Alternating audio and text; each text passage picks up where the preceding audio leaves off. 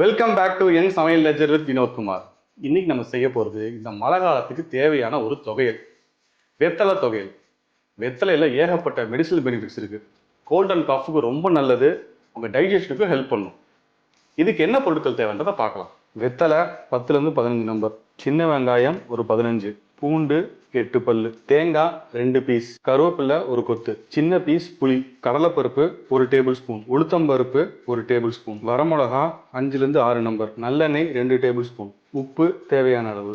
இந்த டிஷ்ஷுக்கான தேவையான பொருட்கள் பார்த்தாச்சு. இப்போ நம்ம செய்ய ஆரம்பிக்கலாம். ஒரு கடாய் ஆன் பண்ணிட்டு ஒரு 1லேருந்து 2 டேபிள் ஸ்பூன் நல்லெண்ணெய். எண்ணெய் கொஞ்சம் சூடாகட்டும், அது வரைக்கும் கொஞ்சம் வெயிட் பண்ணலாம். இப்போ எண்ணெய் சூடாயிடுச்சு. இந்த சூடான எண்ணெயில் வெங்காயமும் பூண்டையும் போட்டு முதல்ல வதக்கணும்.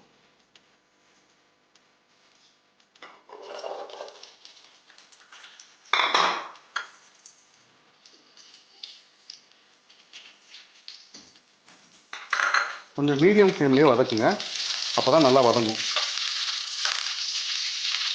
இது நல்லா வதங்கிறதுக்கு ஒரு 5 மினிட்ஸ் ஆகும். இந்த கேப்பில் நம்ம வெத்தலையை கட் பண்ணி வச்சுக்கலாம். இப்போ இந்த வெங்காயமும் பூண்டும் நல்லா வதங்கிடுச்சு. இந்த ஸ்டேஜில் நம்ம கடலைப்பருப்பை சேர்க்கலாம். அப்புறம் உளுத்தம்பருப்பு, இது ரெண்டும் நல்லா பொன்னிறம் வர அளவுக்கு வதங்கணும்.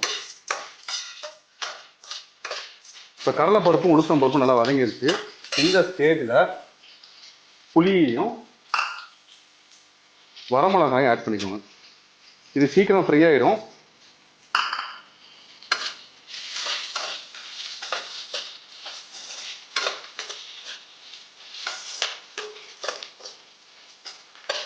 இந்த மாதிரி வதக்கிறப்ப அடி பிடிக்காமல் இருக்கிறதுக்கு நீங்கள் இந்த ஸ்டேஜில் கொஞ்சம் சால்ட்டு சேர்த்துக்கலாம். சால்ட்டு சேர்த்துக்கிட்டா அடி பிடிக்கிறது கொஞ்சம் கம்மியாகும். இது வதங்கினதுக்கப்புறம் இதோட நம்ம கட் பண்ணி வச்சுருக்க தேங்காயும் ஆட் பண்ணிக்கலாம். தேங்காயை போட்டு ரொம்ப நேரம் வதக்க வேணாம், சீக்கிரம் வதங்கிடும். தேங்காய் ஓரளவுக்கு லைட்டாக வதங்கினதுக்கப்புறம் நம்ம கட் பண்ணி வச்சிருக்கிற வெத்தலையை ஆட் பண்ணிக்கோங்க.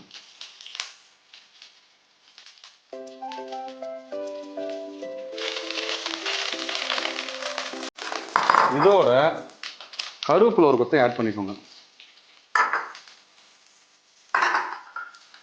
இதை வந்து லைட்டாக வதங்கணும். இது சீக்கிரம் வதங்கிடும். ஸோ மேக்ஸிமம் ஒரு நிமிஷம் இது வதங்கிடும்.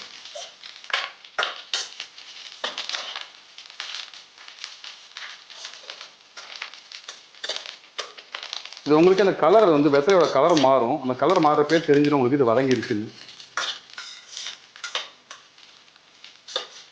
இப்போ இது நல்லா வதங்கிடுச்சு. அடுப்பு ஆஃப் பண்ணிவிட்டு இது கூல் ஆகிற வரைக்கும் வெயிட் பண்ணுங்கள். இதை வந்து கூலானதுக்கப்புறம் நல்லா நைஸாக அரைக்கணும். அரைக்கிறப்ப உப்பு சேர்த்துக்கோங்க.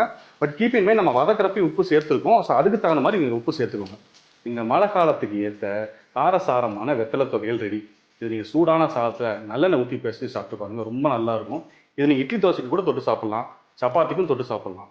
கண்டிப்பாக செஞ்சுட்டு சொல்லுங்கள்.